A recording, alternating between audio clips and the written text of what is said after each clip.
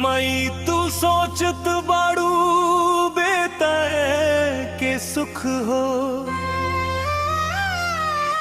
हम देखतानी माई तोहार दुख हो।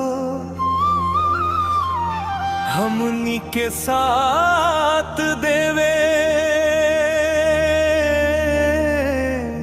केहू नाही आई,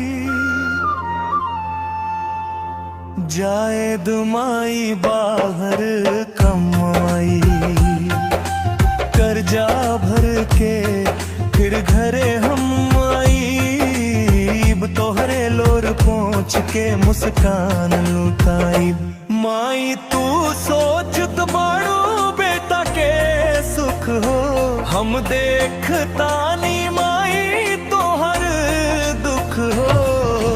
हमनी के साथ देवे केहू नाही आई, जाए दुमाई बाहर बाई, कर्जा भर के फिर घरे